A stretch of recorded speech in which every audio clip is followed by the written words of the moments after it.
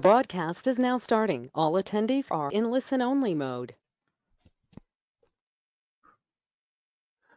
Hey everyone, how are you doing on this, well, I was going to say lovely June day, but honestly, I'm sitting in London at the moment and it's kind of grey and rubbish. But I guess that's okay because we are on a webinar. We don't need to be outside. So, can I just check? Can you see my screen? Can you hear me okay? You should be able to see like a Convertri dashboard in a funnel with one page in it. Is that all coming through okay?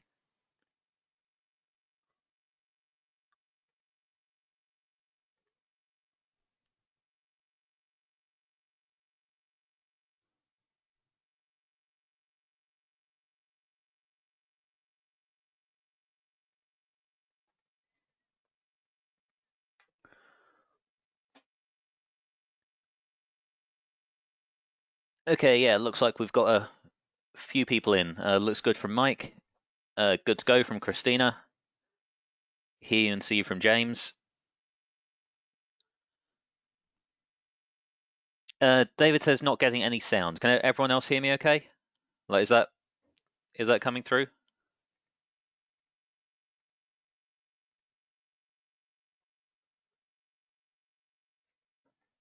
Hello from Ireland, Kevin. I don't entirely know why I just repeated that to you. I'm not in Ireland, I'm in London.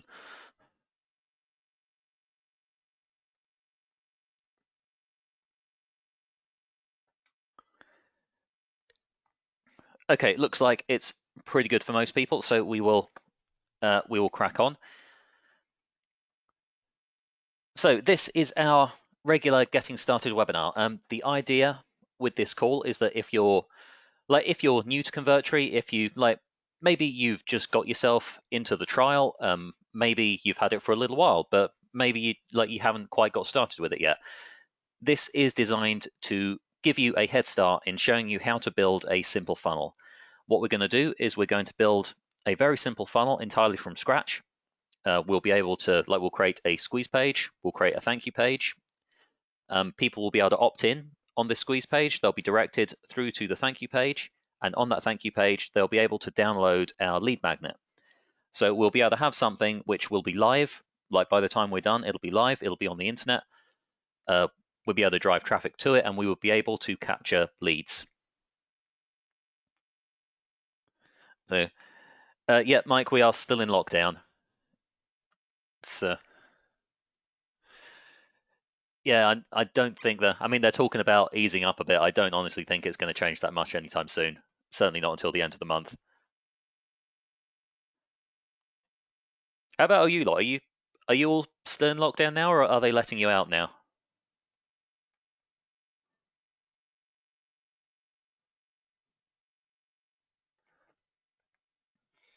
Oh, just to introduce who I am as well. I am Neil Merton. I'm one of the co-founders of Convertri. This is our Convertri website. This is the about page. I am the one you can see in the image at the back. I'm the one in the rather stunning red hat.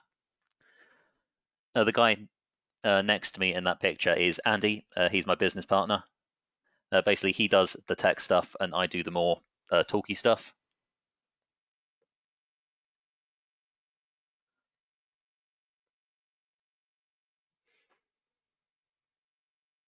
And a lot of you are saying it's easing up for you now. Yeah, that's a. I'm quite jealous. I'm quite jealous.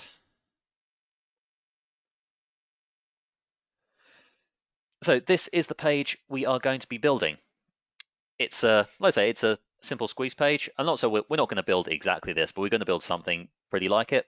Let's say it'll be entirely from scratch to show you how to use the Convertri editor. And so let's get on with doing that. So the first thing we're going to do is we're going to create a page, and we'll do that by going to the new page button in the top right here.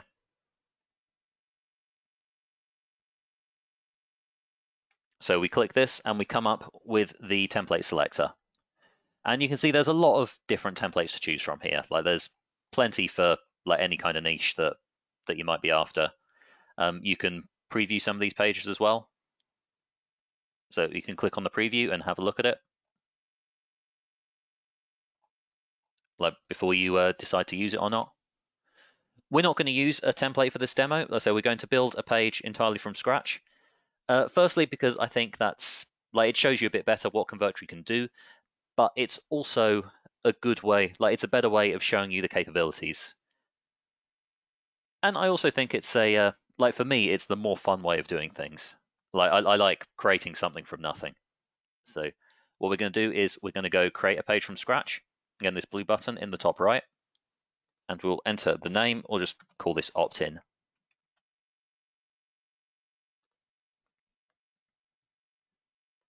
And now we have our first page. We'll click on Edit Page, and that will take us into the editor.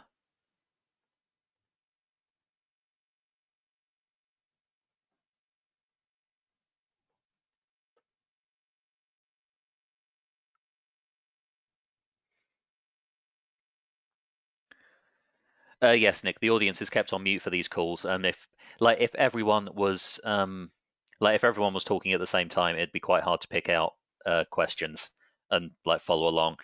That said, something I did forget to mention though, we will be doing a question and answer session at the end of this. Let's say I'll hang around basically either until you run out of questions or until my voice gives out, like whichever happens first. So you can ask any questions you want. Feel free to ask questions on the way through as well. I'll be keeping an eye on the question box here. So if you want to see me do something again, if you want me to explain what I'm doing, if you just want me to go a bit slower, put your comment, put your question in the box. I'll be keeping half an eye on it as we go through, and I'll try and deal with questions on the way. All I would ask is if you've got a question about something that isn't directly related to the demo, you can ask me anything you want, but if you've got a question that isn't directly related to the demo, just save it until the end so we don't get too sidetracked. At the end, I will answer absolutely anything you want. Ideally on Convertri, but if you want to talk about David Bowie or whatever, I'm absolutely fine with that as well. So let's start off with getting the background image. So the first thing we're going to do, if we just go to this pre-done page again, first thing we're going to do is we're going to put this background image on, and then we will do these two panels. So we've got the background for the page. And the way we do that is we're going to go to the image element in the elements toolbar, and I'm just going to drag that right on. And this pulls up the media gallery. Now, this gallery is a set of all the pictures I've used on this account in the past. So I can pick any of these. I can also search Pixabay. Now, Pixabay are a really cool service that have just absolutely tons of public domain images. So if you find an image on Pixabay, you can use it for any purposes you like, whether it's personal, commercial, whatever. And we have an integration where you can search for, give me a term. So what should we look for?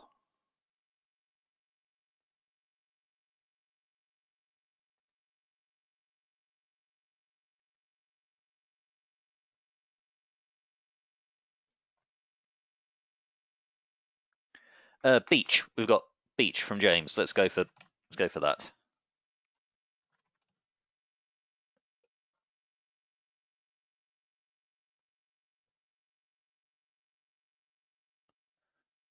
So you see there's a load of images come up, and all of these, you can just click and add them straight into your Convertri page. The image that I'm going to use, as the background of this page, this did also come from Pixabay, but I'm not actually going to get it through the API. And the reason I'm not going to do that, the reason I went to the actual Pixabay site and downloaded it, first of all, is to show you that you can just upload any of your own images.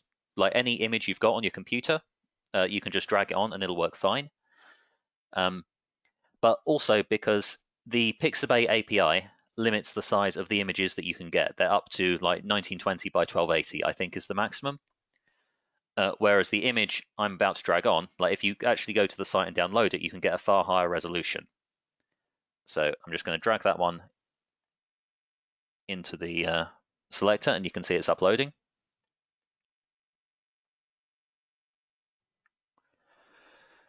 So when you get your own image, when you download it, you can get a far higher resolution because Pixabay do provide them. They just don't like let you download them through the API. So you see here, that's about 5,200 by 3.5. It's a far higher quality image. And normally you wouldn't want an image like this on a web page. You know, that's something like a 6 MB file. It's far too big for a normal web page. But because Convertri does the optimization, it loads incredibly quickly. You don't need to worry about the size of it. So I think like when I'm doing my pages, I figure like I may as well just get like the best quality image I can and put it up that way. So now we've got this image. I'm going to click on select. And we now have that image on the canvas. And to move it around, we can just pick it up, drag it wherever we want. What I'm going to do is make it full width by clicking this button with the 2 arrows in the Quick Actions toolbar. And I'm just going to expand the size. And I don't have like I could get like precise measurements from that page we saw, like this one here. Like I could like work out like exactly what is the size of that image. We could do a pixel perfect reconstruction. I'm not trying to do that.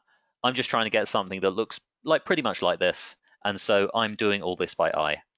So I can decide do I want to show a bit more of the woman on the page? And if I do, I can just make it a bit bigger. Maybe I'm like, actually, maybe I don't want it that big. Let's put it back up. And this is one of the things I quite like about designing with Convertri, because you don't really need to be a good designer to get a good design. Like you can just put your elements on the page and adjust it until like it looks the way you like. So we'll just shift that up. And now we're going to put on those colored backing panels at the top and the bottom. So we'll drag on the panel element, again from the elements toolbar. And this brings up a panel in our standard default gray. So first thing I'm going to do is, again, we're going to make it full width. We're going to move it right to the top of the page. And then I'm going to shrink it. And you can see as I get close, the snap line appears. That one there is showing that the snap line is in the center. We don't want it in the center. We want it to be flush to the top. And now we will change the background color. In the properties panel, with this panel selected, we'll click on background.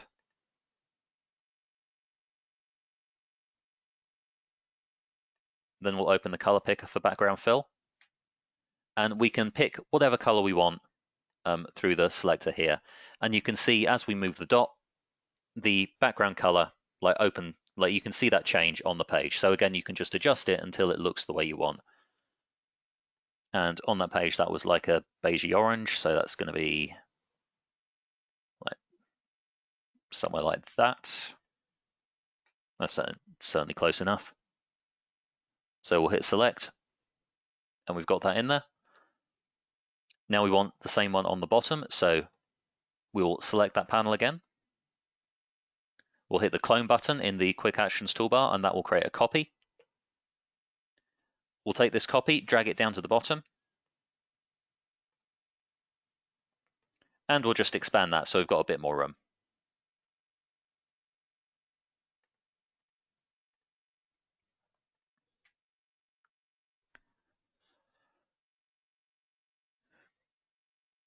Mahe is asking, I hope I'm pronouncing that right. Mahe is asking, can I add pictures by URL? Technically you can. You can add a custom HTML element from the bar here. Drag that on. And if you click edit HTML and if you put your code like with the URL in here, then that will display the image. I wouldn't recommend you do that though, because that will be pulling in an image from somewhere else on the web, and you won't get any of our like optimization with it. It needs to be processed through Convertri if you're going to get the speed. So I would suggest like download the images that you want and upload them into the media gallery, like I just did with this background image here. Also asking, can I put a background video? Yep, you definitely can. If you go to the media element then you'll see there is a background video option. So if we just drag that on, and again, we can adjust the size to whatever we want. And in the video source bar here, put the link to the MP4 file. You'll want this file to be self-hosted. So like I use S3 whenever I'm doing it. That's like, I think it's like the cheapest and the best one. But any like web hosting will do. So put your link in there, and that will then appear as a background video here. And that is in fact, if I just get rid of that, if we just go back to our main website, that is in fact exactly how we did this effect at the back.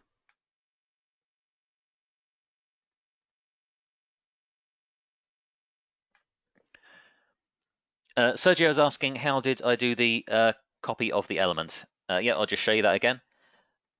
When you have an element selected, you'll see you have these options appear in the Quick Actions toolbar at the top, and there is a clone button like on the right.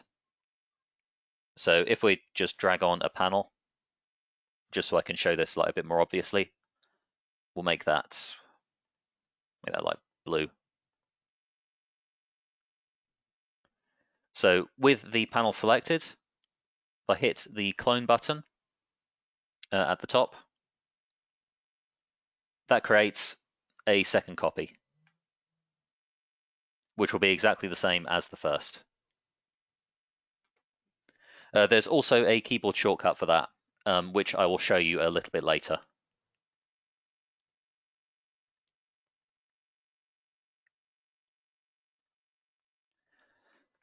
So next thing we are going to do, if we just go back to our page we're mimicking again, the next thing we're going to do is we're going to make this panel, so with the text and the white background. So first thing I'm going to do is, again, we're going to drag on another panel element. So again, we just got our default gray. We'll just extend that down a bit, take the grab handle, pull it down. I'm not worrying too much about size or position at the moment. I'm just like throwing all the elements on the page. We will sort out the position and the alignments once they're all on there. It becomes a lot easier that way. At the moment, like I say, it's just about getting the content on the page, so we've got all the elements there to play with. Just have a swig of tea. All this talking, man, it drives you out. Dries you out even. So next thing we're going to do is we are going to add our text elements. So we'll take a text element from the elements toolbar and we'll drag that on. And you can add text in here just by clicking in, so you can see the little cursor is flashing there. And then you can type in whatever you want, just like you can on Word. So here the text is something like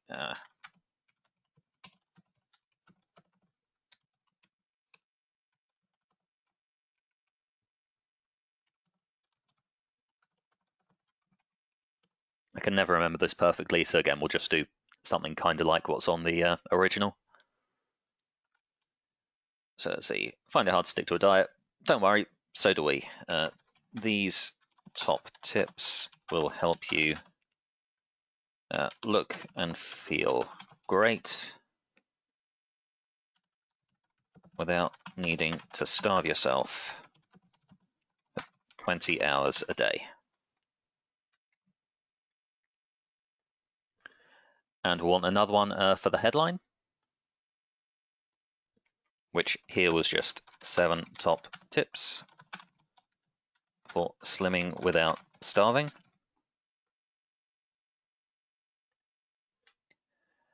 And there was also another couple of little bits of text,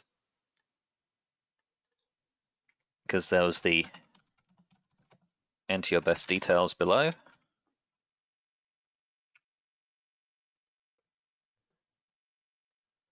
And there was the anti-spam text below the form.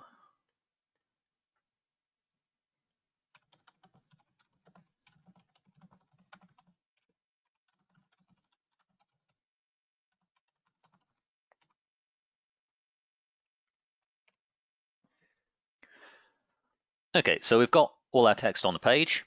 Now we need to make it look good.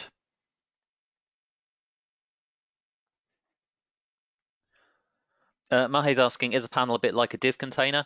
Yeah, you can think of it much in that way. They work as like they're basic section blocks, like you can put on a page. Convertri understands containment with them, so you can see I've got all these text elements inside this grey panel. If I move the grey panel, then they will all move with it. In fact, if I clone the grey panel as well, you'll get a clone of both it and everything inside it. So yeah, it's a broadly similar idea. So now we need to make the text look good. Now we can do this element by element. You can see if we highlight the text in a panel, then the quick actions bar changes to the text toolbar. So you can change the font, you can change the font size, you can change the color, you can add stuff like bold and italic. But I prefer to do these kind of changes through a feature called default styles. And default styles is something that lets you set, well, what the default text style is for a page, and that lets you change everything at once. So to do that, we'll go to the page menu. We'll go to default text styles. And we can change any option here. So let's say, say want Lato. And I think I'm going to up the line spacing a bit as well. I quite like having like quite a lot of like quite a wide line space between my text. I think it makes it rather easy to read. So I'm going to up that to like 1.8. Normal and 16, I think, is fine. So let's hit done. And you can see that all the text has now changed. And this is, like, I find this really useful because it means, like, if I'm deciding how I want the look of the page to be, like, if I decide, you know what, I don't like Lato, I want to try this with something else. I want to try it with, Cinzel.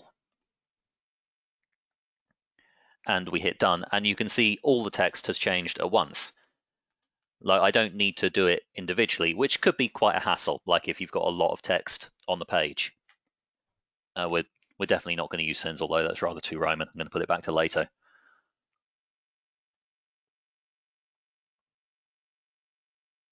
There's also quite a good thing for when you're working with our templates, because they will generally use default styles as well. So you can change like if you like the look of a template but you want to change the text, you can just change the default style and change all the text in it at once. You can also set up default styles for different types of text. So we'll just go back in there. You see we've got paragraph, heading 1, heading 2, and hyperlink. So if we go to the heading 1 style, and we'll make that, we'll go with Noto Sans for that one. We'll take the size down a bit. We'll go to 24. Line spacing of 1.2 I think is fine for a headline. They are quite good to be bunched together a bit more because you get a bit more visual impact, like it's a bit more grabbing on the page. So we'll hit done. And you'll see now we've done that, like we've set up the heading 1 default style, but nothing has changed on the page. And the reason for that is none of these text boxes are currently using the heading 1 style. We can change that by selecting the text, going to More in the toolbar up here, and we'll choose the style heading 1. And you can see that has now applied the style that we just set. And we can change that just like we changed the body text style beforehand. One other thing I will do is I will set the size of these bits of text because we don't want those quite that big. We want these smaller. These ones I am going to do manually, or I'm going to do them individually through the individual text element. Firstly, to show you how you do it, like just using this toolbar up here, but also because I don't want all the text on this page. I don't want it all that small. So we will just make those two there individually.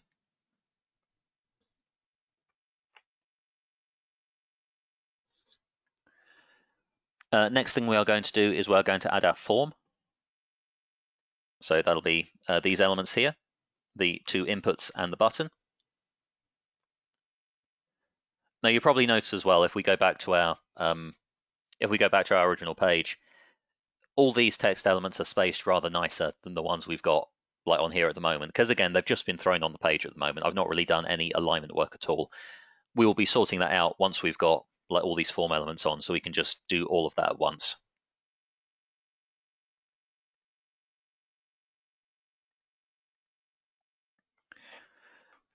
Carrie's asking, aren't there just pre-made templates for these type of pages that would be super fast to create?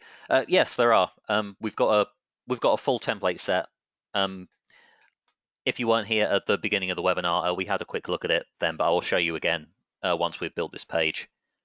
But I'm doing this one from scratch just so I can better show you the kind of capabilities that you've got with Convertri. I find it easier to do that like with a fresh build than editing a template that's already there. That's all it is. Also asking, can you upload your own fonts?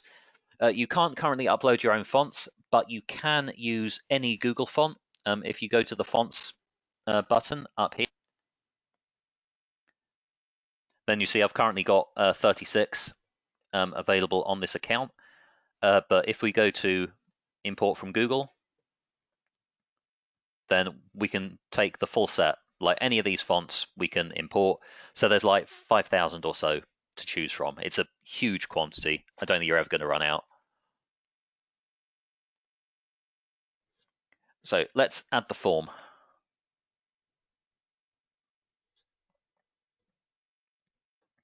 To do that, we will go to the Form Elements menu in the Elements toolbar. And the first thing I'm going to drag on is the first name field. So we'll just throw that on there. And we'll need an email field. And we will need a submit button.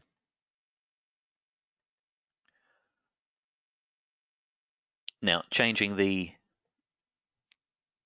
change the text in here, should we want, if we go to input properties, then we can change the placeholder text to like whatever you want.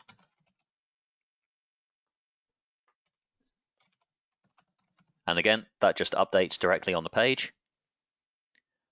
We can change the style, which I will do. We'll make this Lato to match the body text, and we'll take the font size down. We'll make that like 14. Let's do the same thing on the other one.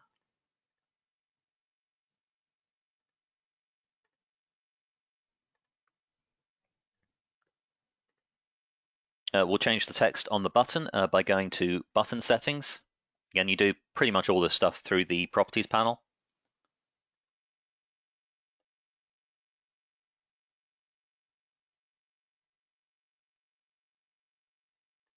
And we'll change the label to download now. And the font for this one, I think we might use Noto for this one, actually, so it matches the headline. I'll make that bold.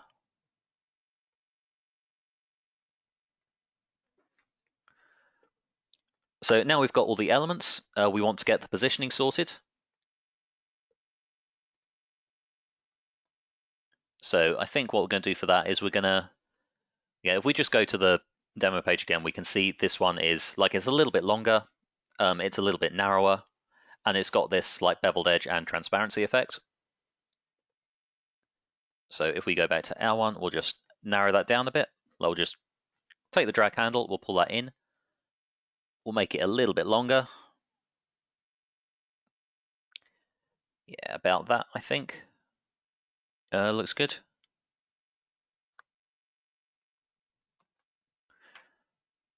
And now we want to align these elements.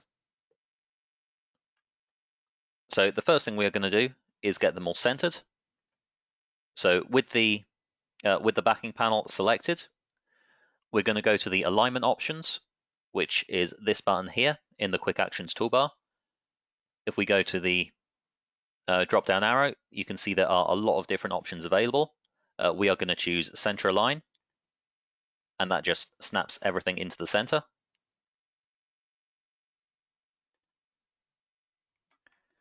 I'm going to use the arrow keys to just do some fine position work on these. Just move that down a little bit.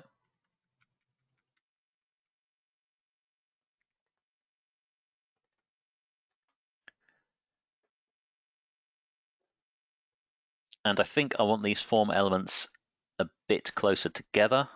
So I'm going to shift that button up a bit, and now I want them nicely spaced. So I'm going to hold down the Shift key and click on each of these elements to select all three of them. Then we'll go back to our alignment options, and we'll choose Distribute Vertically. And this spaces everything evenly between the first and last element selected. So between the top and the bottom, it's positioned the email field precisely in the middle.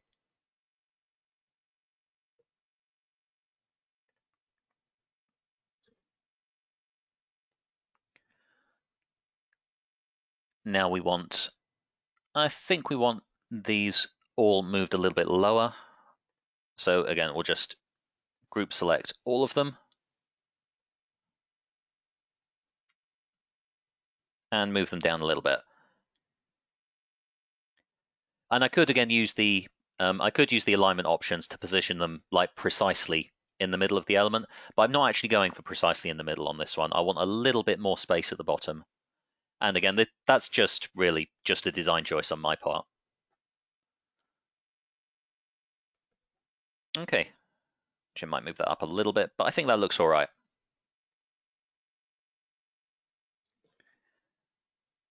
So now we will sort out the background.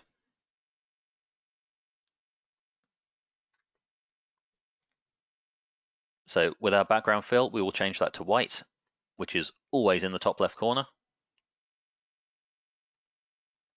Oh, and I forgot the transparency, because there is also a transparency slider available, this thing on the right, so we can drag it all the way down to make it entirely transparent, all the way up for entirely opaque.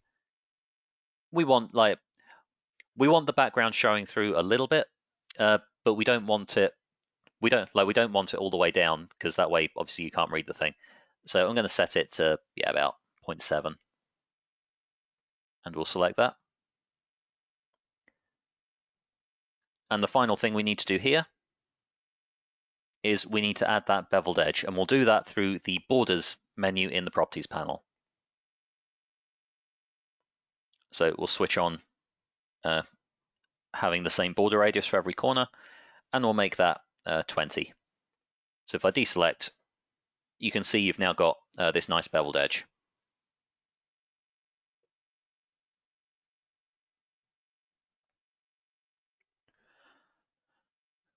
Joseph is asking, are any fonts better for SEO? I don't believe so. I think you can use any font you want, and Google isn't going to mind. I would definitely recommend that you have like nice readable fonts rather than something that's like maybe a bit prettier or a bit fancier, like with all the like twiddly and curly bits, but it's hard to read, because like nothing is going to turn someone off your page faster than having trouble reading the text on it. That's why I prefer fairly standard fonts like Lato here. That's also why I prefer having fairly high contrast backgrounds. Like here, it's like black on white pretty much. It's like the InDesign thing to have text that's a very close color to the background. So like here, it might be a lot paler. Now, I got to admit, it looks absolutely lovely, but it's very hard to read, and people don't stick with it, which is why I tend to stick to the high contrast variants. Bert's asking, do we get the recording? Yes, the call is being recorded.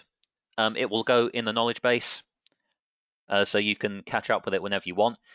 In fact, if we go to the knowledge base now, I have learnt from past ones, and I have it open. If we go to the Getting Started webinar section, then you can see the past recordings of all of these are also available. So even if this recording doesn't work, like for any reason, it doesn't happen very often, but sometimes it does, like occasionally tech always messes up. You can click on one of the past recordings, and you can catch up with that there. Obviously, the questions that I get asked are different every time, so they're not exactly the same presentation, but the basic demo of building the page and like showing a few editor tricks afterwards, that's always pretty much the same thing.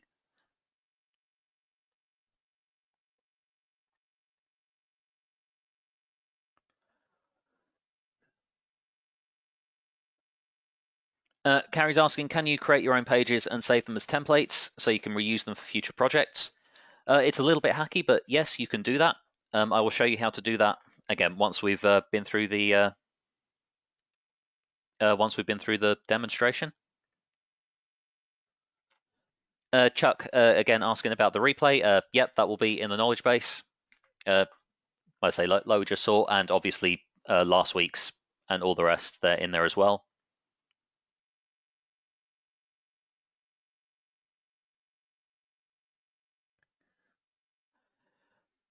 And yeah, Carrie's also saying like not a designer, looking for something where you can create a page in less than 20 or 30 minutes generally. Something like this kind of page, you could definitely create in less than 20 or 30 minutes. Now it's going to take me a bit longer because I'm stopping to answer questions the whole time that I'm talking through it as I do it. But like this kind of page, if I was just building it, it's probably like a 10-minute job thereabouts, if that.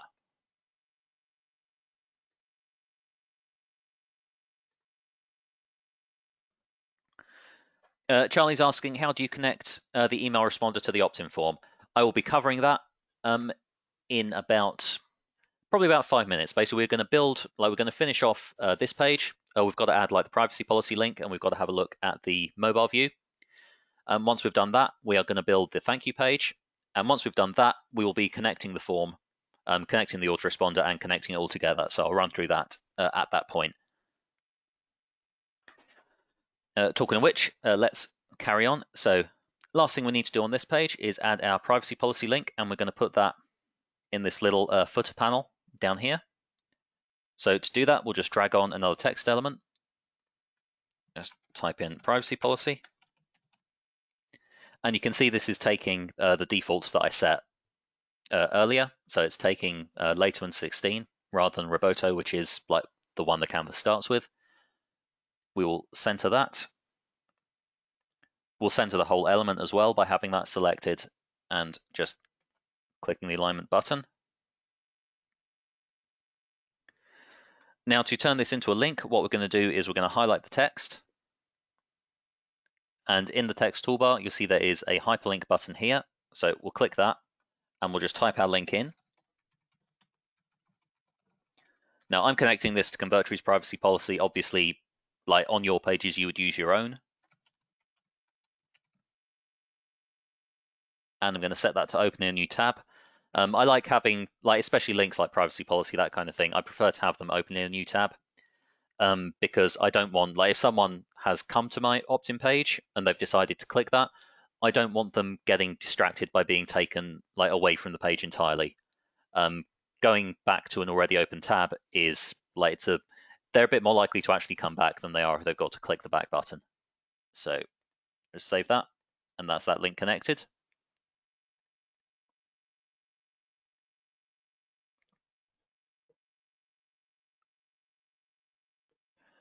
Now, last thing we've got to do here is check the mobile view. And we can do that by selecting the mobile view button in the top right corner. So this is the automatic mobile view that Convertri's created. And we can change this, like we can move stuff around here any way you want. So you can have, like you can design your mobile view to like actually reflect what you want that experience to be like. So if we wanted to, I don't know, if we want the form at the top and this text on the bottom, we'll just move that out. We'll select all these bits of the form, move them up, and we can put that text underneath. And we can do that, and if we go back to the desktop view, we can see that's not been affected there at all. So these two views are like pretty much separate. So the arrangement of the elements, like you can change however you want. We'll just put that back. Now, one thing I am going to change on this is I'm going to take the size of the text down a little bit, particularly this one here. Now, I don't really mind it that big, but I think it'd look nicer if it was a little bit smaller. So what I'm going to do with that is we are going to go again into default styles. So that's page, default styles. And you can see there is an option at the bottom here for the default font scaling on mobile. Now, by default, it's set at 150%, and that means that the font on your mobile screen will be about the same size as the font on a standard desktop. Now, this keeps it nice and readable, but again, it's not always what you want. So in this case, I'm going to take that down to, I think, 120, and we'll hit done. And again, desktop view, nothing changes, but if we go to the mobile view, then you can see this text is now smaller. And because we changed it on the paragraph default style, this text here and this text and the your details are safe with us, all that has changed to the 120, whereas the headline, because that's using a different default style, that is still bigger at 150. And so that is our page. So let's just have a look at what questions we've got before moving on to the thank you page. Carrie's asking, can you connect pages to each other to create a funnel flow? As an example, opt in to sales page to thank you to download and so on. Yes, you can. I'll be showing you how to do that like as a simple version with this funnel. So we're going to be making a thank you page. We'll be connecting the two together. You can do the exact same thing for more complicated funnels. It's basically just doing what I'm going to show you, but doing it a bit more.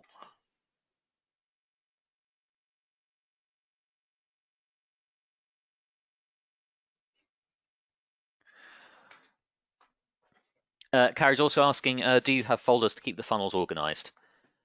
We don't actually. That is something that would probably be quite a good idea if we just go out of the editor at the moment.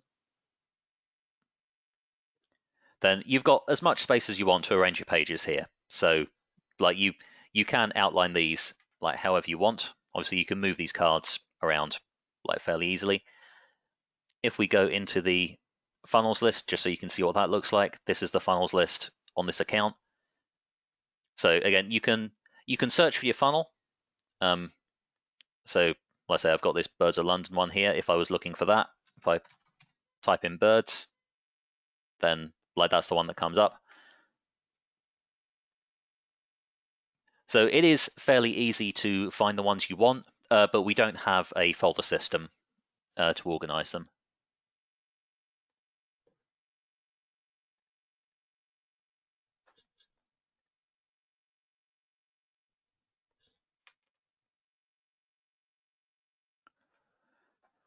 Christina's asking, is there a way to edit the mobile page so the sentences wrap where you want them to?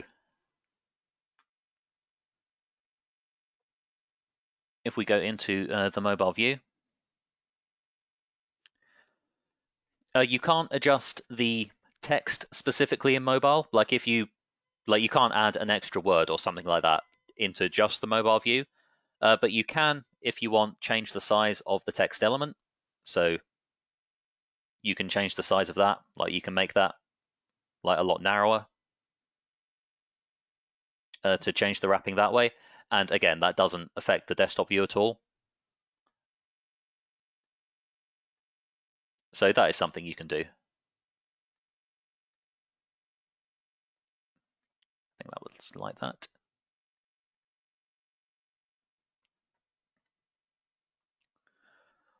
Bert's asking, how can we have multiple website links on the main landing page?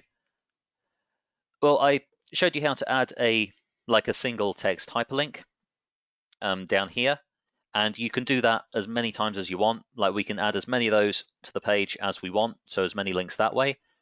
You can also, like if you want to construct like a menu, we have a special element for that. Here, so we've got our menu element, and you can add on like different items to it, and you can add links to each of these. So when someone clicks, then they'll be taken to the right place. And there's some various styling options you can do with that as well. You're not just limited to that blocky black on white thing.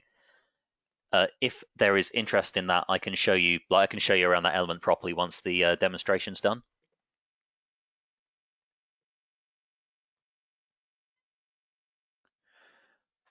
Peter's asking, can you change the transparency of a panel on the mobile view?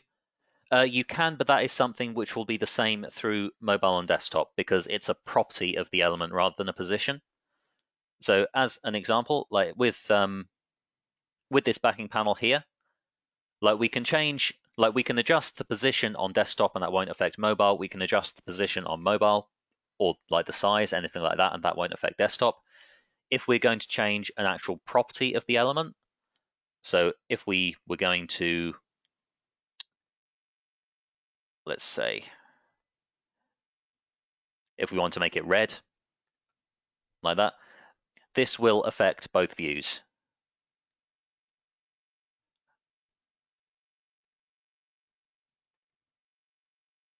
You can adjust it on the mobile view if you would rather design something specifically for mobile and just like desktop.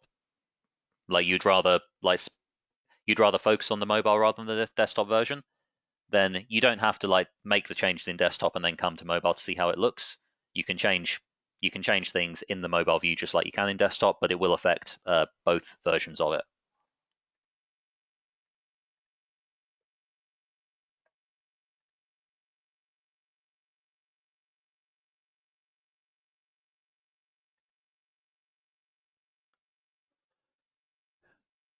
David's asking, what limits are there on funnels and pages? I believe the current limits on the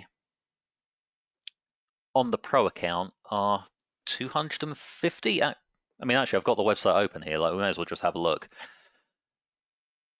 That would be far more sensible. So, yeah, there we are. So the current limits on the Pro account are 250 pages and 25 funnels. Also 10 custom domains, if that's something you would be interested in.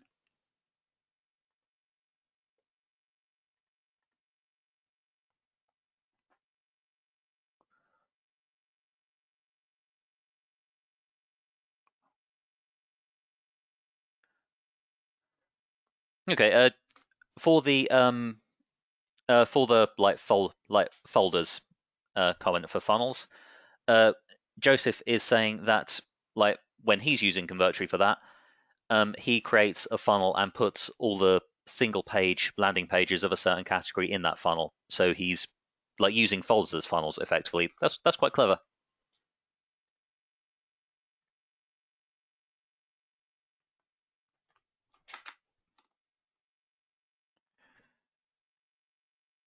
Nick's got to leave us. Don't worry about it. Like I say, this is being recorded. It'll go up in the knowledge base, so you'll be able to catch up later.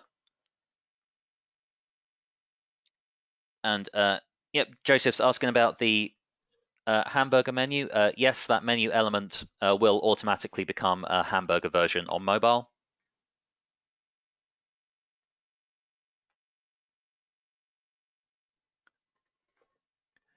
Okay, I think we're caught up with the questions. So let's crack on and make the thank you page.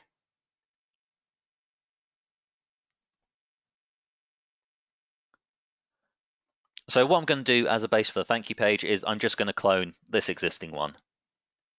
So actually, Carrie, earlier you were talking about just reusing pages you made. This is one way of doing it. If we go to the three-dot menu up here and click More, then there's a clone option. I'll call this one Thank You. So we'll clone that, and we've now got a copy. So we can go into this thank you page, and you can see it's like everything that we just built, and all the settings like the default styles, all that stuff we set is also just copied over.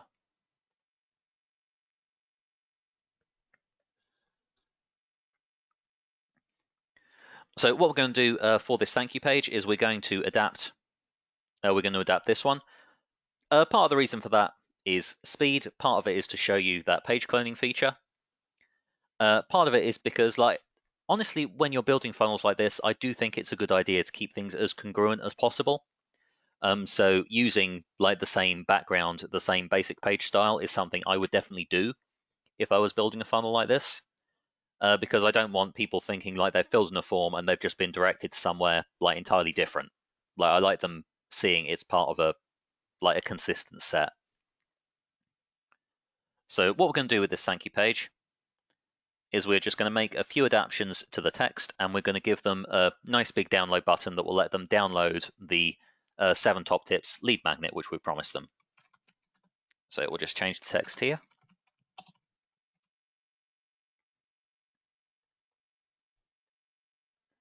And we'll say, click the button below to download your free report. And of course, like you can put anything in here. Like you could, something I will often do on pages like this is put like a direct link to a sales page, even if it's not like a direct part of the funnel. Like having like a link to a sales page, like and once you've checked out that free report, why don't you have a look at this? Like that's quite a nice, easy way of getting a few extra sales. We'll get rid of all the other elements except the button because we don't need them. So I've just hit Shift, clicked on each to select them. We'll go to that dustbin icon up there to get rid of them. Move the Download Now button up.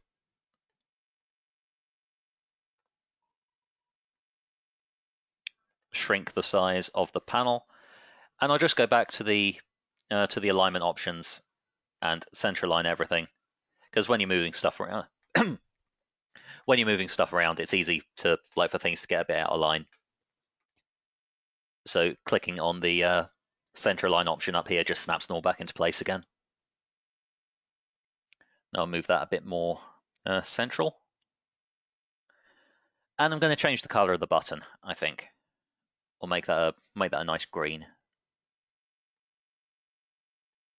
That's not a nice green, that's quite a radioactive green. Make it a bit darker.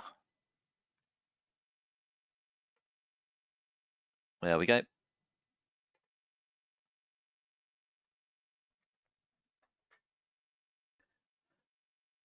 Okay, we'll just check the mobile view here quickly as well. And because we clone this page, Convertri is trying to adapt the the old mobile view to this one. We don't want to do that, so we'll just hit the remobilize button to run the algorithm again. And so we get this is like the automatic mobile version. This one I am actually going to change a bit. Because there's not many elements on this page, the automatic mobile version has come out quite small, which I mean isn't really a problem, but I quite like it to fill up a bit more of the screen. So I'm going to drag the privacy policy down a bit. We'll make the background image wider or taller to fill up the space. And we'll just move that a bit more central. And you can see again as I move up and down, you've got these this pink snap line. That's showing me that I've got the center of my panel that I've selected in line with the center of the image behind it. So I think that looks all right.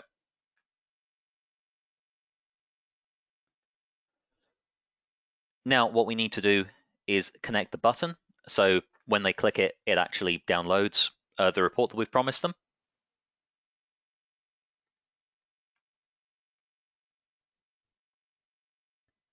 So to do this, we have the button selected. We're going to go into button settings.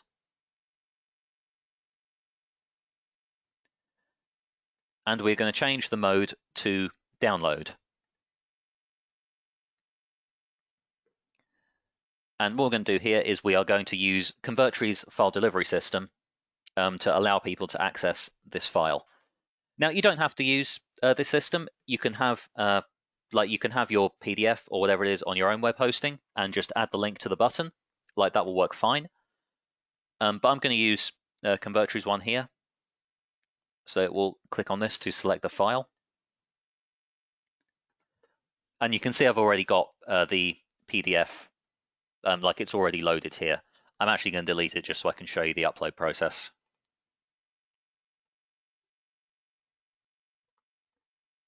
So again, I've got the file like on my computer, and I'm just going to drag that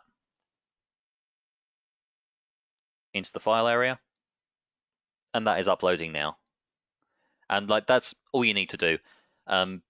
You can have all the usual file types, so like PDFs, MP4s, doc files, MP3s, anything like that. As long as they are like no bigger than 40 megabytes, then like they will work fine on Convertri.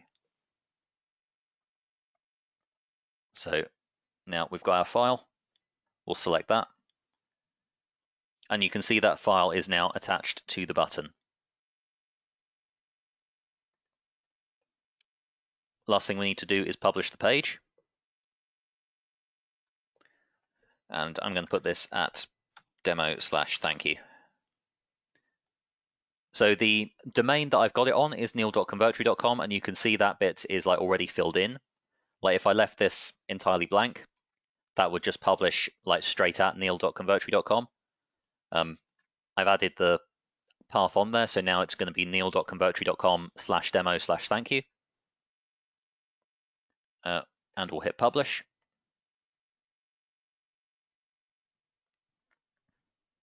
And see that is now, if we click view page, that is now completely live.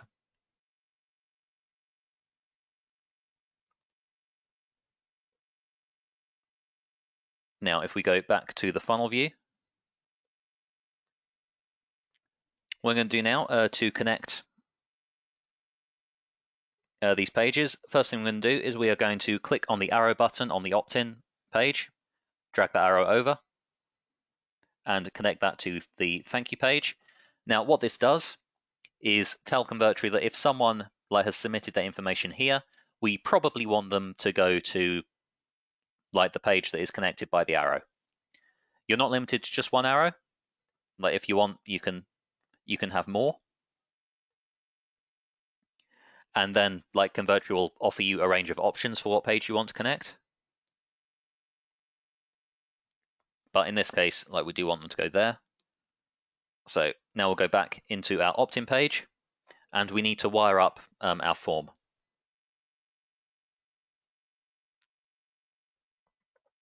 And I'm also going to have another swig of tea because the mug is getting quite cold now.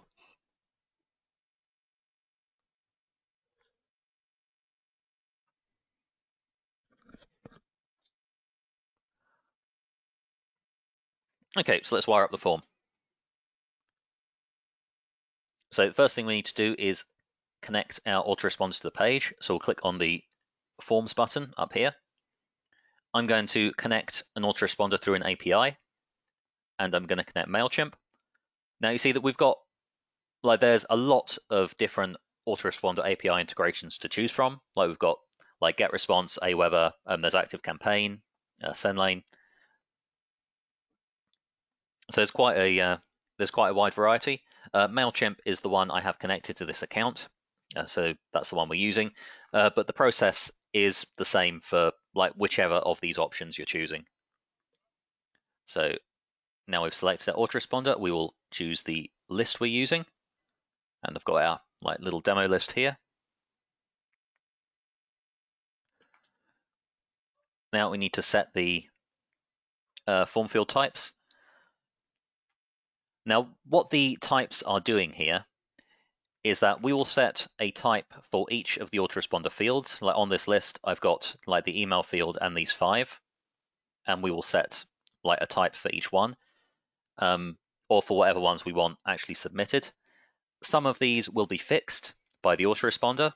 In this case, like the email field has to have a type of email, like you can't do anything about that. Some of these will be pre-filled, like suggested, but you can change them if you want.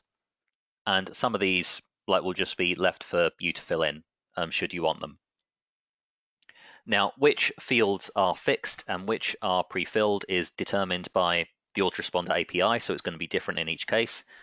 MailChimp here fixes email and suggests for the first name. And what this is going to do is we are also going to have types set for each form input on the page. Convertri will look for which of the form inputs has the type of first name, and it will take the information and it'll put it in whatever autoresponder field also has the type of first name. So you can basically think of it as like a matching exercise. But here, like first name and email is fine. Now we'll go to next to set up the thank you page. And because we had our page connected with, like the thank you page is already published, it's been connected with an arrow. And so Convertri has pre-filled the thank you page in here. We can change it if we want. We can put anything we want in there. But it's tried to be smart about it. It's pre-filled the one we've got connected. If we had multiple pages connected with an arrow, then by hitting the suggestions box, we would see them all listed. So we could just pick whatever one we wanted. So we'll hit done. And we'll check the types of the input fields here. And we'll do that in form field settings. And you can see here we've got first name is already assigned first name. With the form fields in Convertri, first name, last name, and email up here, they will all come pre-assigned. The text input you can use for any custom bit of information you want, and you can set whatever type you like on that. And here you can see the ones in bold are the ones that we've set on the form, so we know those are the field types that we need connected to an input. We've got first name on the first name field. We've got email on the email field. And that is all looking good. So we'll save and publish this page again. And we're going to put you at demo/opt-in. Publish the page. And again, we are completely live. And that is now the funnel entirely built. So you could now navigate to this page. You could enter your details in the first name, in the email box, hit download. You would be submitted to the list. You would go on our test list. You would be directed to the thank you page, and you would be able to download that lead magnet. That is entirely done, entirely live. Now let's have a look at some of the other questions that have come up.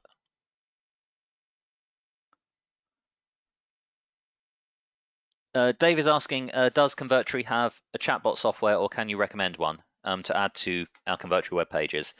We don't have one ourselves.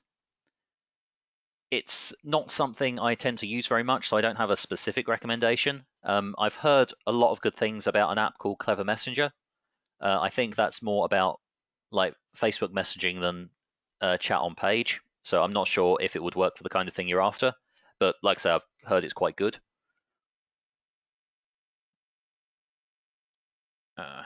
Jerry is asking, would it be possible to give access to a video rather than something to download on the thank you page? Yeah, if you want to add a video to the thank you page, then you could definitely do that. You can, in the media set of the elements bar, you've got a video element. You can drag that on. This is our Convertri video element. You've also got Vimeo, Wistia, and YouTube if you want to use one of those platforms. So, yep, that's something you can do.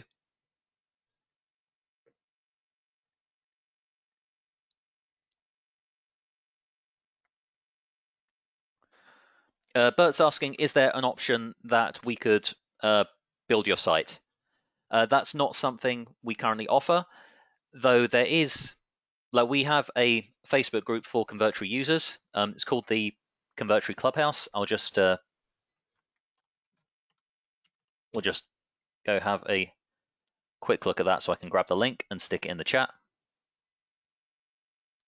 So there we are.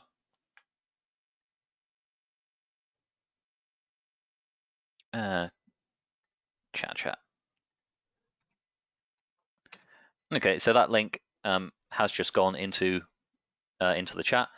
Now that's where that's generally where Convertri users hang out and chat. There's 5,000 people in there at the moment. If you have a job like that, like wanting someone to build pages, sites for you, you can put a message in there. There's quite a lot of people in there who build Convertri pages for clients, so you'll probably find some interest there.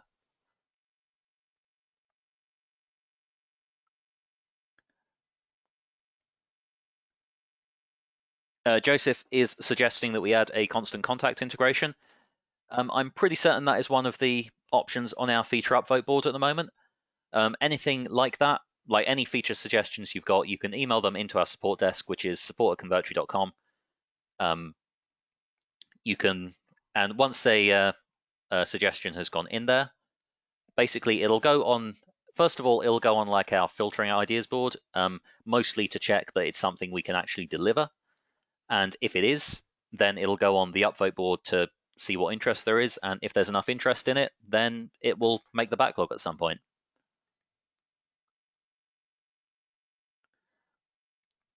James is asking, what is the site to compare Convertri page loading speeds compared to other builders? Honestly, there's quite a lot of them. The one I prefer is Pingdom. I like that one because you can choose from, like, you've got quite a lot of different options in terms of like which bit of the world you're testing from, and they give you quite a good waterfall. So if something is slow on the page, then you can look at that waterfall and show you, like, it'll show you what the problem is. So they're the ones I prefer, but there's plenty out there.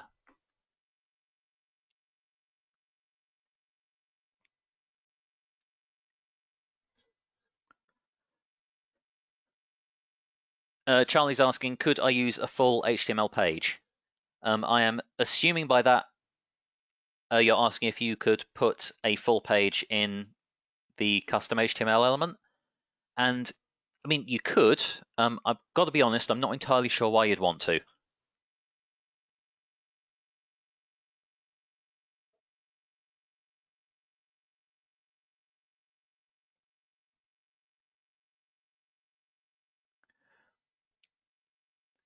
Pingdom, yes, that's the one. So let's see if I can find that address as well. I think it's. I don't want to search for it, Google. I want to go there. Yeah, I think that's the. Again, I'll stick that in the chat as well. That, like I say, there's plenty. That's the one I tend to use.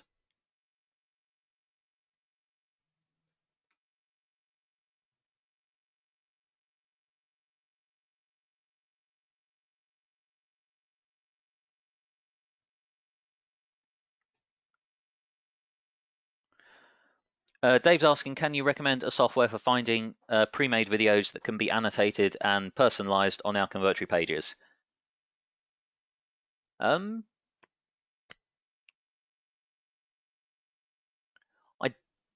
don't know any off the top of my head, but well, I'll have a look. I'll see what I can find.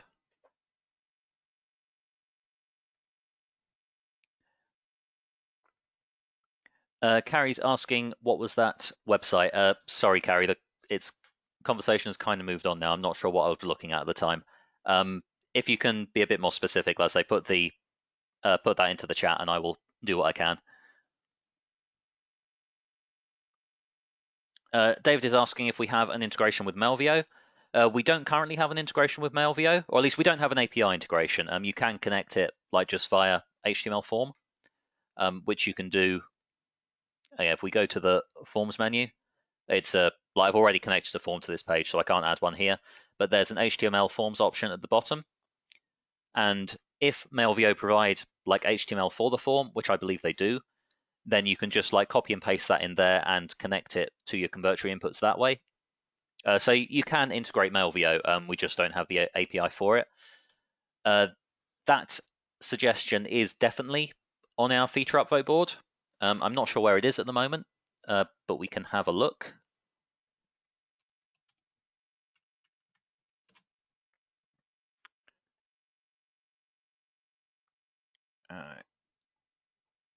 Yeah, there we are. Melvio has 10 votes at the moment. Last upvote came 2 days ago. So if you if you like Melvio, or indeed if you like any other feature idea here, if you go to convertri.featureupvote.com, then you can upvote like which particular one that you want. I mean, you can upvote as many features as you want, but obviously if you upvote everything, that doesn't really tell us much. So, but yeah, the more votes it gets, the more likely it is to make the list.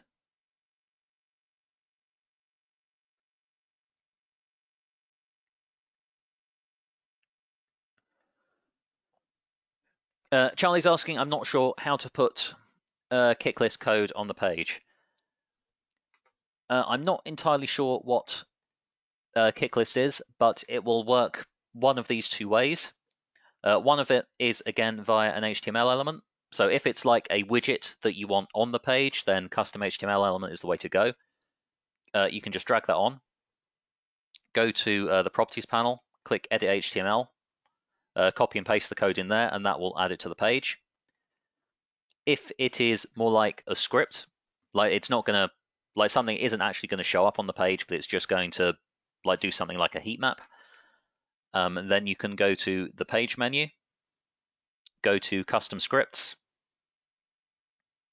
click add page script, just enter your code in, like give it a name, and that will add the script to your page that way.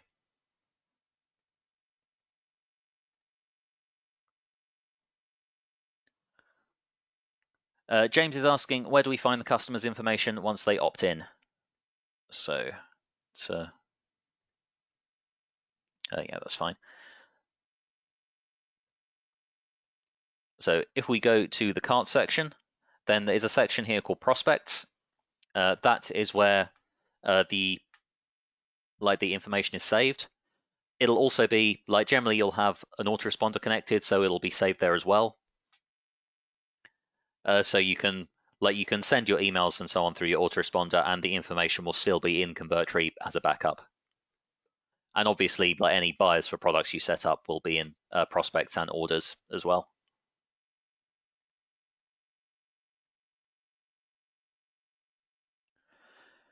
Jerry's asking, is there any guidance in the help articles about using S3 for your media hosting to use with Convertri? Yes, there is. Let me dig that out for you. So we have a full tutorial on this, setting up S3 for use with Convertri. So there's a PDF walkthrough of how to do it.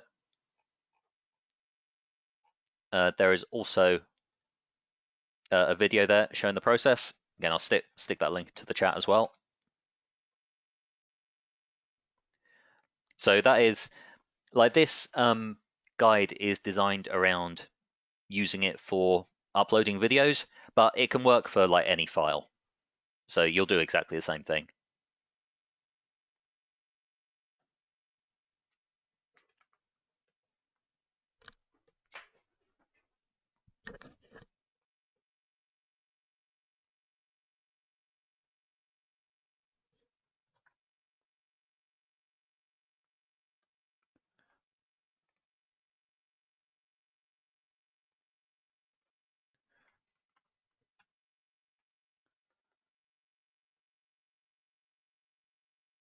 Christina, I can see you've got an issue with something about a ClickFunnels button. It's going to a ClickFunnels page, not Convertri. Okay, I imagine that if you imported the page, it's basically imported the link as well. So you just need to set up the link again, like to change it to like where your Convertri page is. I'll have a look at the screen share, but obviously I can't do that on a webinar, so that'll have to wait until we're done here.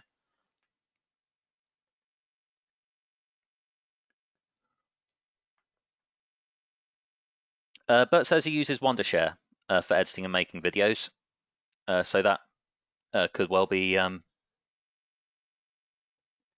useful.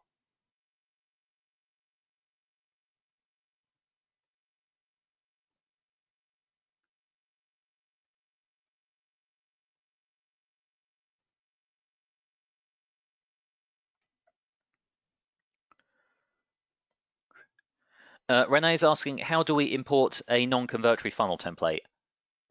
So easiest way to do this is to use the page importer.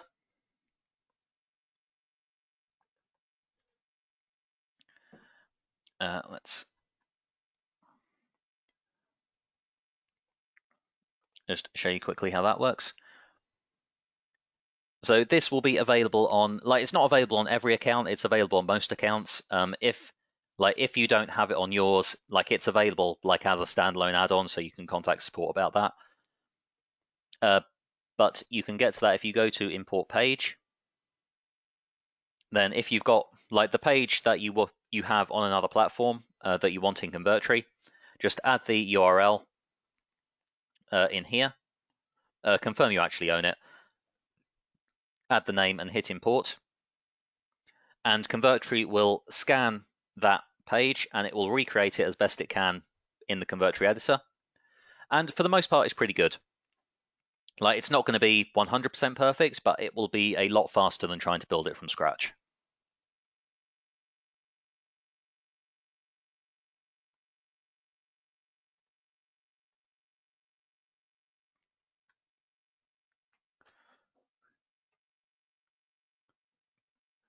Kent's asking, can you point your domain to go to a funnel page? I'm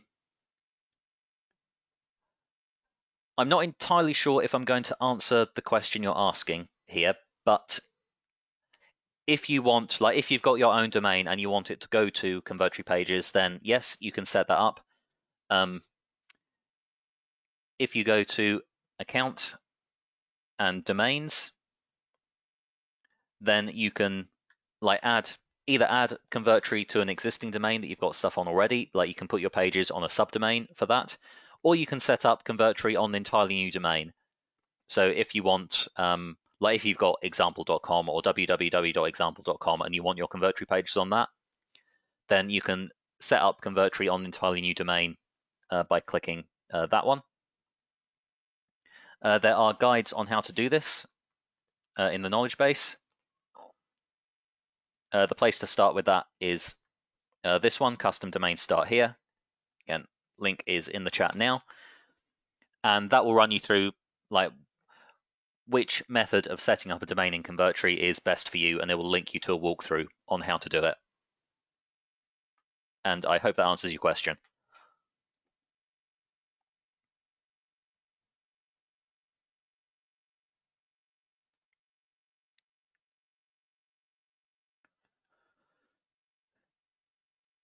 Jerry's asking, are the videos hosted on Convertri protected from downloading? Yes, they are.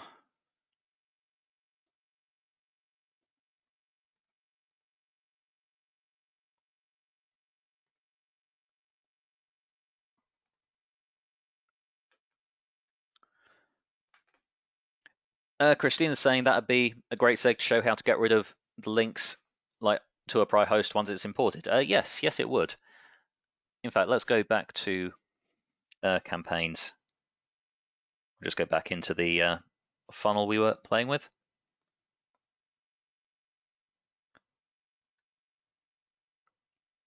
So generally, if you import a page, then if there was a link on a button or if there was a link in some of the text, then that link will come with it. So if we had imported this page and the button like there was connected to, let's say, I don't know if that was connected to clickfunnels.com. Like if it was connected to that on the page you imported, it will still be connected to that page like in Convertri, and you will find that link like in the link option here. But to change it, all you need to do is change it to like the link you actually want and save it, republish, and that will update the link on the page. So like that's all you'll need to do with it.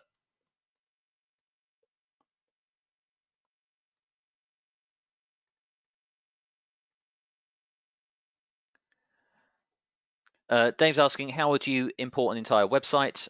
Would you use the importer to import one page at a time? Yes, that is the best way to do it.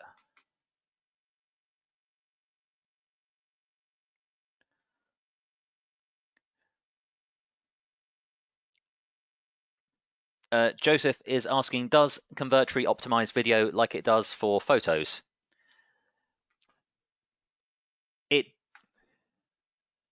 It does to an extent. If you're using Convertri's video hosting, then the hosting itself is incredibly fast, and we use a streaming technique, which means it loads very quickly as well. The size of the video itself won't be like automatically optimized, so for that, it's worth running it through an app like Handbrake.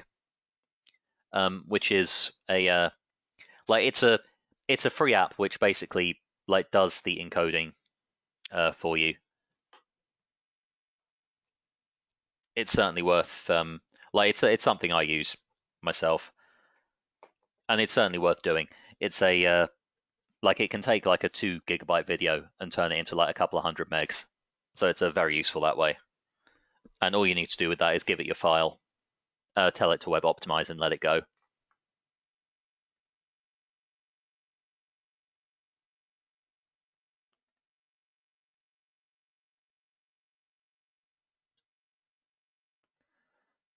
Christina, if that was not the issue, then I would need to have a look at the specific page and see what was going on. It's probably not something I'm going to be able to answer here, sorry.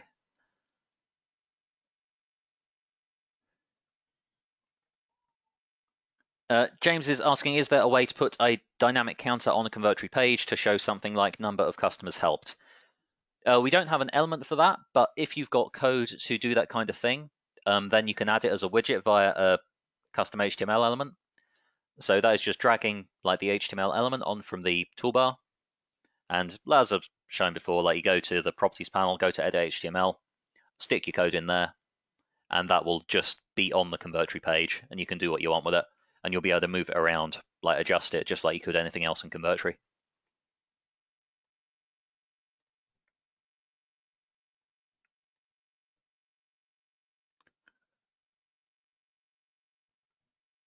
Okay, so we are at the end of the current set of questions. There's a couple of little things I would also like to show you with the editor. After that, let's say I'll hang around for like any other questions people have got.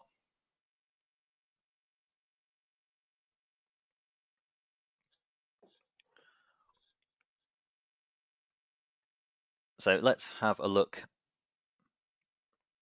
at this page here.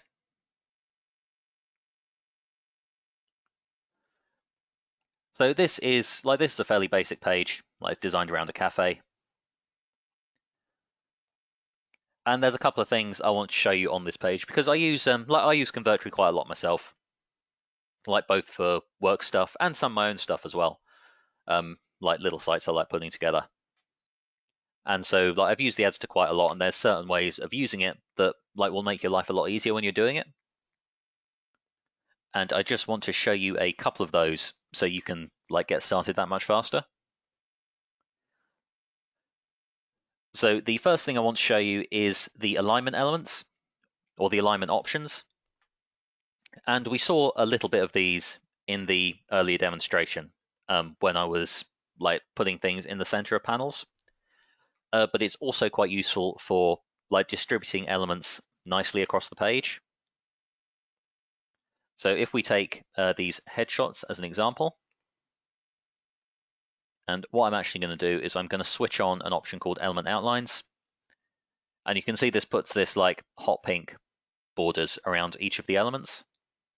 Now this won't affect your publish page at all. Like these won't publish, but they will show you how the page is constructed. They can be quite useful to see what's contained in what. So what I'm going to do here is I'm going to add a few more of these headshots to the page, and then we're going to space them out nice and evenly, like across the whole thing. So we're going to do another one of each. We're going to do 6 of them. And another thing I can show you with this is I said there was a keyboard shortcut for cloning. To do that, you hold down the Alt key and drag the element you want to clone, and you will get a copy. Just like the cloning button at the top as well. If you do that on a container, so we'll hold down Alt, we'll clone that, and you get a clone of everything inside it as well. We didn't get a clone of the number in that case because that is slightly outside because this page isn't very well put together.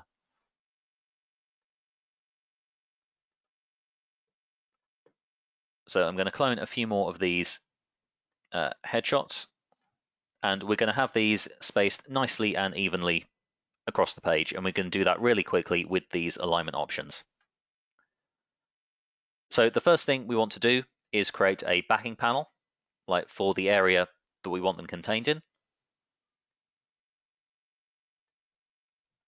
So I'm just going to take that and I'm just going to drag it all the way along. Put that up like that. Now we will send that to the back and then just bring it forward till we can see it. And we just want to make sure that all these are like inside. Doesn't matter where they are. We just want to make sure they're all contained within this element. I'm also going to make this background element transparent so it doesn't interfere with our page design. So I'll just whack that bar all the way down to the bottom.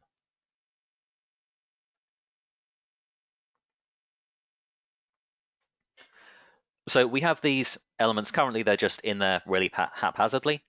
We want them spaced nicely across the page. And we don't really want to do it manually because that involves like doing a lot of work by eye. And that's like, it's possible, but it's going to be like quite a lot of faff. So what we're going to do instead is we are going to select that backing container. We are going to go to our alignment options. First thing we're going to do is we're going to select middle align. So that just puts all of them in line with the vertical middle of the element. Then we're going to go back to that. We're going to go with horizontally contained. And that just distributes them really nicely and evenly across the whole element. So we've got the same space between each one and between the end of the container. And if we switch element outlines off, you can see how it will look on the page, which is just very nice and even. And like you saw, very fast.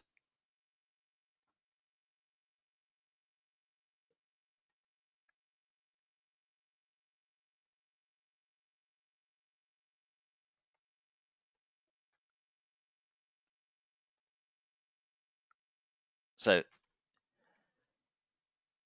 the other key thing to understand when using the Convertri editor is how to construct a page so that it works well on mobile.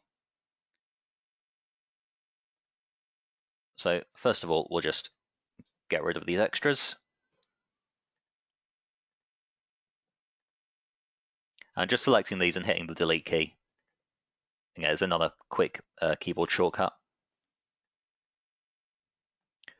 Another thing you can do is hold down the Command key or the Windows key, depending on whether you're a Windows or Mac. And if we do that, and we are selecting like a backing container like this, we can move that backing container without moving the elements it contains, which can be quite useful sometimes when I want to keep like these three headshots, but I don't want the container behind them.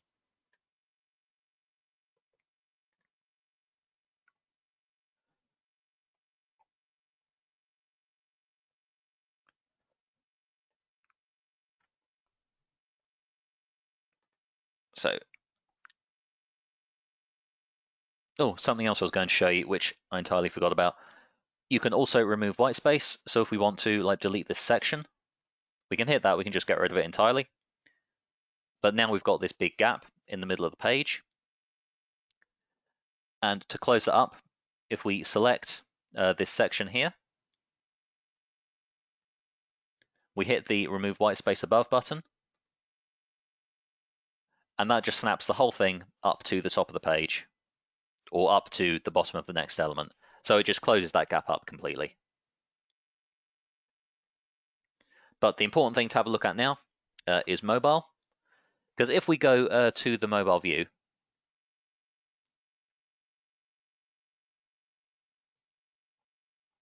then we can see that is like a little bit suboptimal at the moment. Like this is what Convertri would give this page automatically. And you can see it's not, like this isn't really what we're after. Like we've got these headings separated. I mean, the gallery looks fine. The headshots are separated from their testimonials. These social icons, I mean, they're all right like that. But personally, I think it would be better, like if they were, like on this desktop view, if they were kept horizontal. And we can do this, like we can make Convertri do this automatically just by like giving it a few more instructions. And the way to think about this is to understand how Convertri is trying to build the mobile page to begin with. So what it's doing is it's going along the page from left to right and top to bottom, And as it hits elements, it's adding them to the mobile view. So the first one it hits is this logo text box. And so if we go to mobile, that's the first one it adds. Next one it hits is we are open. And so that's the second one it adds. And then the image, and that far is fine. But then we get to this bit here, where Convertri finds the bread text element, then it finds the pastry one, then it finds the coffee one. Then it goes to the next line and finds these text boxes. And so that's how they get added. But that's not what we want. Like, we want the text kept with the heading. So to do this, what we're going to do is we are going to add some more of these backing panels, because Convertri understands containment. So I'm going to add the backing panel here. So again, I'm just going to send that backwards so it contains these two text elements. Now I'm going to leave the grey backing here so you can see what I'm doing, but it will work absolutely fine if they're transparent. Like, you don't need an opaque panel for this to work. We'll do the same thing for the pastry and coffee ones.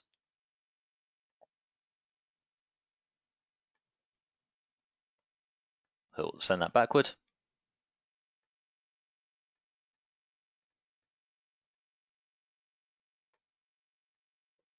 And last one.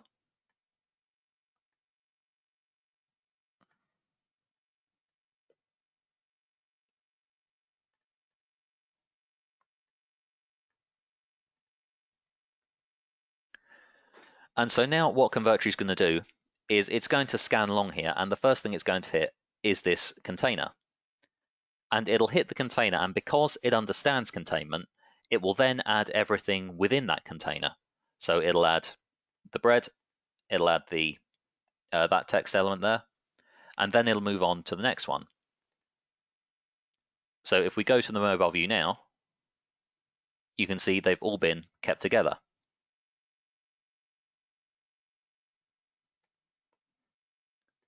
And just to show it still works when they're entirely transparent, we'll just whack that all the way down. Turn off element outlines. So again, so you can't see the backing panel on the page itself. We go to mobile, they are still there, nicely kept together. We can do exactly the same thing with these headshots.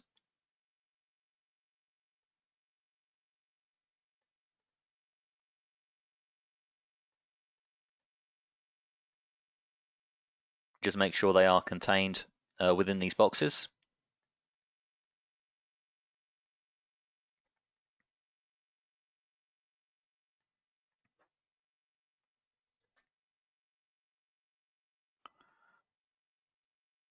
There. I don't know why I'm bothering to try and align those. So again, we'll go to mobile, and they are kept together.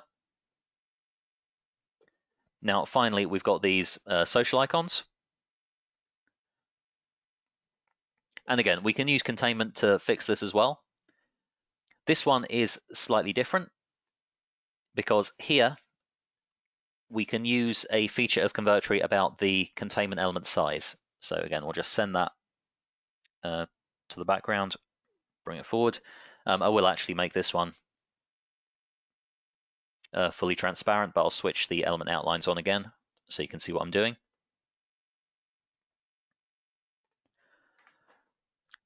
Now, Convertri will understand that if a container is less than 320 pixels, that it doesn't need to rearrange things on mobile view for them to fit on a mobile screen. Like, it'll just fit there fine. So if we check the size of this container element, if we go to positioning, the width there is 290. In fact, I might just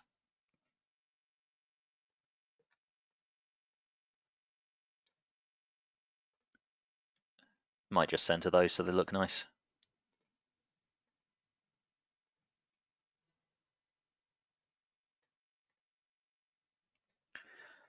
there. But we can see the width of that element is 290.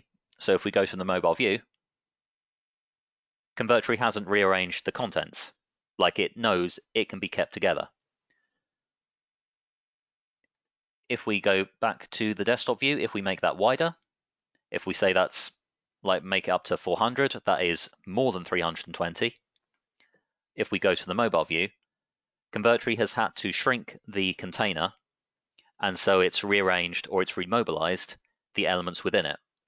So here they are vertical. We make that less than 320, so back to about 290. Go to mobile, and they are all kept together. And if you do this when you're constructing your pages, if you just make sure that the elements are contained properly, so things like this are kept together, then when you go to the mobile view, you'll still be able to rearrange it however you want, but there'll be a lot less work you need to do. Like, the automatic version is going to be far more like something you can just run with.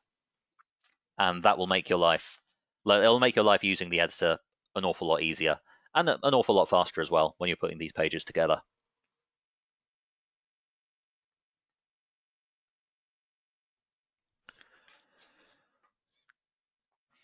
So that is the whole demonstration. Is there anything that anyone would like to know, like any questions that you've got that you'd like to ask me?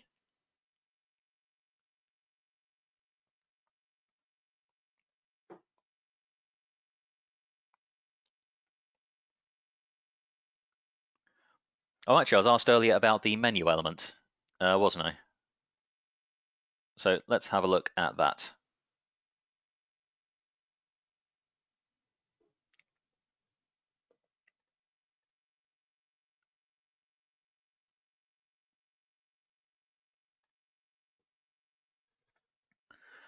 So the menu element is what we've added to make like building like websites and more complete pages a bit easier. We can do that. We can drag a menu element onto the page. I say the default is 4 items, but you can have as many as you want. In fact, like on our website, this menu at the top here, that was built using our menu element. Like all this page is like built in Convertri.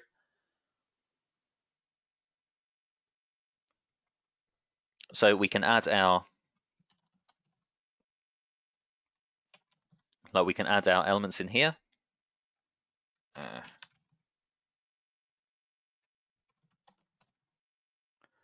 Hit on create.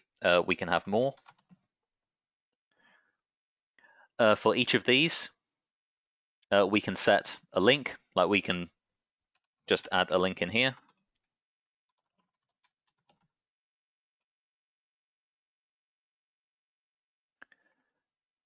You can also make it an internal link. So you can link to a point on the page rather than going to a separate page. You can also set up a submenu. And if there's a submenu, it'll get that little down icon. And we can add items here just like we can with the normal menu. So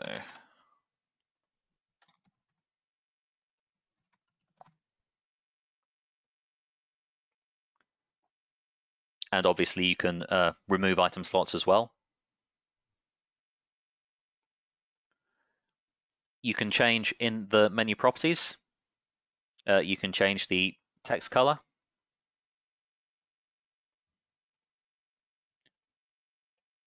You can change the font. And you can change the entire skin if you want. We have a range of like pre-built skins you can use that you can just like add in to your page like that.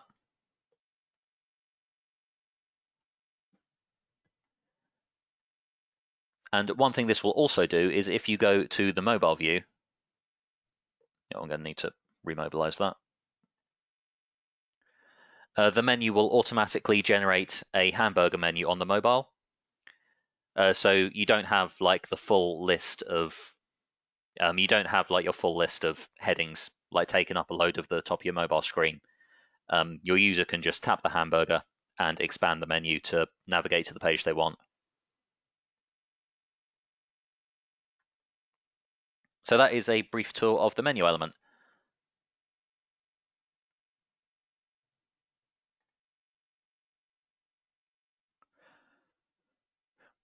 Joseph is asking, how can we know how it renders for a tablet?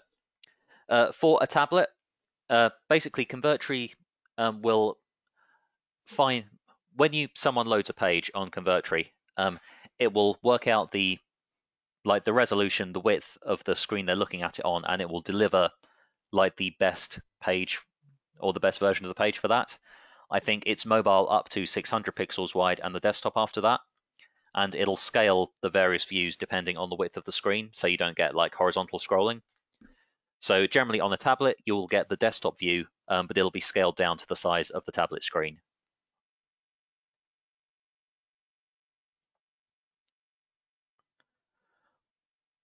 Joseph is asking, can we make a menu item opening a new tab? You can't currently do that. They always go to a new page.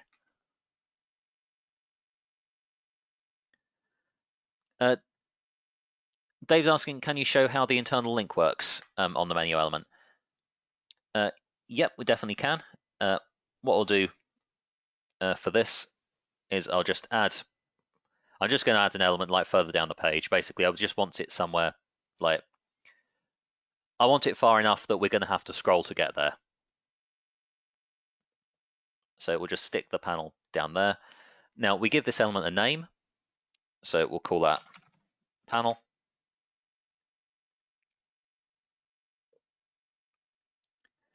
And now in our menu,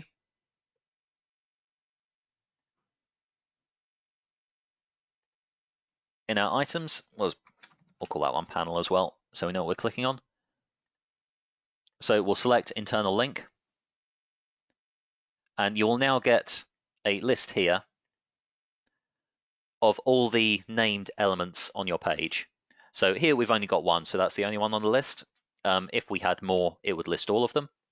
So we'll choose panel. And you can also do this, I should say, with any other like button or element on the page. If we, like with this button here, if we set that to a link mode,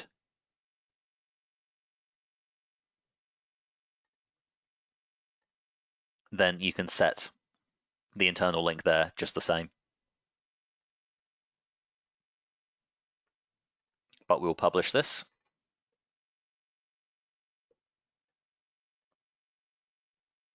Go to our page. Now if we hit panel, we will scroll down to the bottom. So that is how internal links work.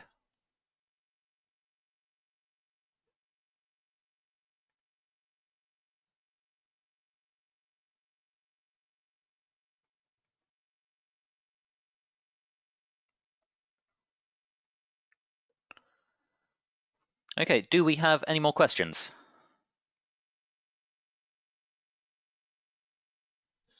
And I was going through quite a few, like on the through the demonstration this time, so that bit took a little longer than normal.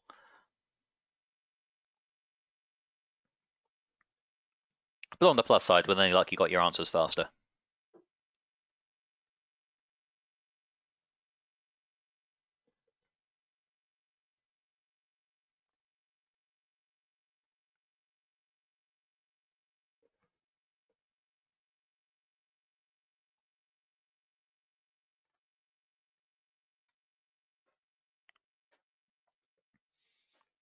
Should probably put that button back. I think I left it as a download link. No, just a normal link. There, better.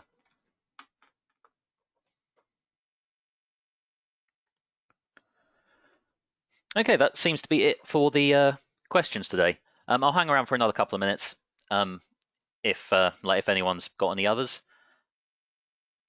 But yeah, otherwise, thank you very much for turning up, everyone. I hope this was useful to you. I hope it's helped you get started with Convertri a bit faster.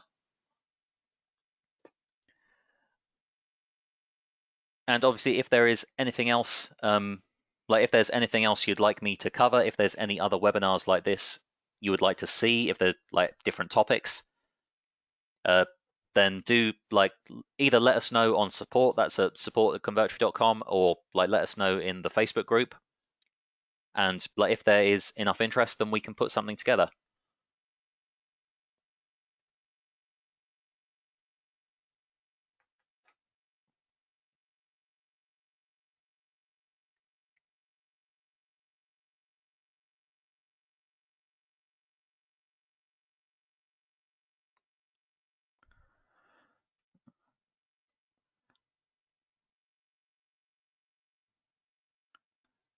Jerry's asking, is it possible to give someone access to a video because they filled out the form and then they'd like to view another video without them needing to fill out another form? The easiest way of doing that is probably putting the video on your thank you page, so they fill out the form and then they get redirected like to the page with the video on it.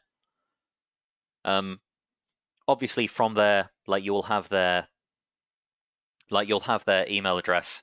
If like you want to give them access to subsequent videos, you could do that possibly through an autoresponder sequence. So follow up like a day later with like, I hope you really liked my first video. Now I've got this other one that's got even more cool stuff on it, and just give them like the direct link to the page. That's probably how I go about doing it.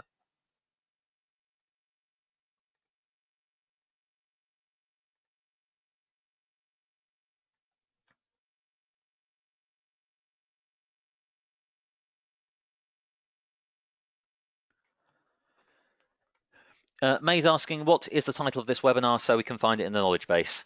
It's very simple. This is Getting Started with Convertri. You will find the, do I still have that open? In the Getting Started Webinars section of the knowledge base, you'll find the previous showings of this, all called the same thing, Getting Started with Convertri and the day it was run. That's also where this one will be once the replay has been processed. It'll definitely be up there by next Tuesday. It'll probably be there a bit earlier.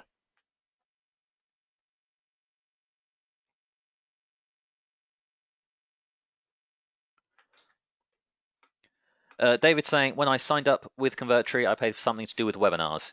That is presumably the auto webinar module.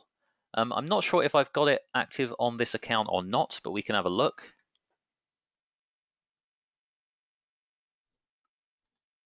Campaigns. Yes, I do, apparently. You'll find that if you click campaigns, you'll find that below funnels, like in the auto webinar section here. There is a section in the knowledge base for auto webinars here. Like there's an overview video, there's like some walkthroughs on how to get one set up. So that is probably what you're after.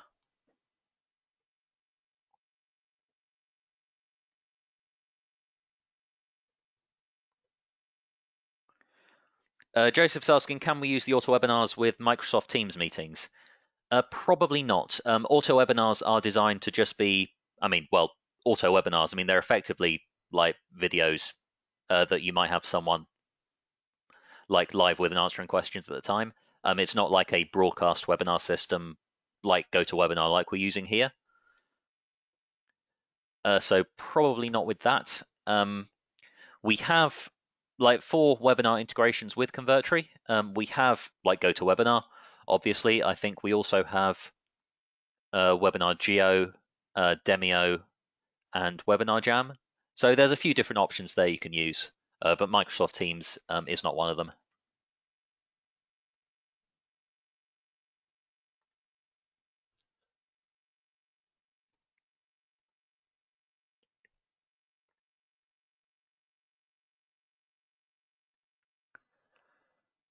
No, but we don't have Zoom yet.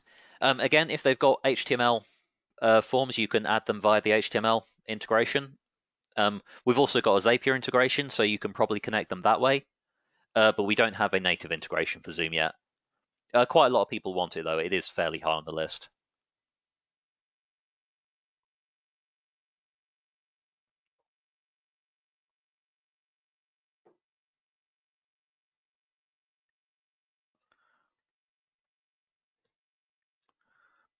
Joe says Zoom is still using Chinese servers. Honestly, I wouldn't know. Um, I just try and make sure we give people what they want. And I know Zoom's become very popular recently. Obviously, like with the lockdown, everyone doing video meetings, a huge increase of people using it.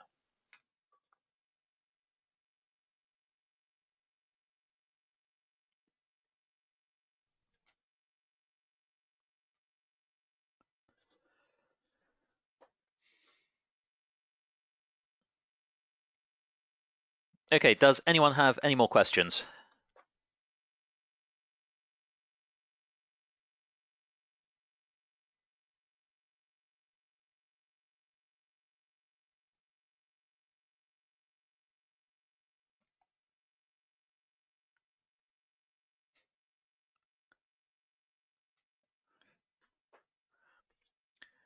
Okay, looks like that's it. So yeah, once again, thank you everyone for coming along. As I say, I do hope it was useful. If there is anything else you would like to see covered, do email support, do post in the Facebook group. Um, and indeed, if you enjoyed this, if it was useful, that would also be nice to know. Like if you stick that in the Facebook group, it could encourage a few more people to come along. Um, let's say we generally have quite a good crowd. I mean, there's still quite a few people here, which is like, honestly, I always find that quite surprising at this point in the call. Um, but the more people that can come on, the more people who can start using Convertri properly. We just want to get everyone started as fast as we can.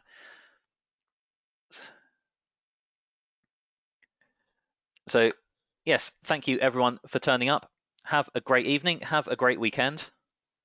And we'll be running another one of these in a couple of weeks. Thanks very much, everyone.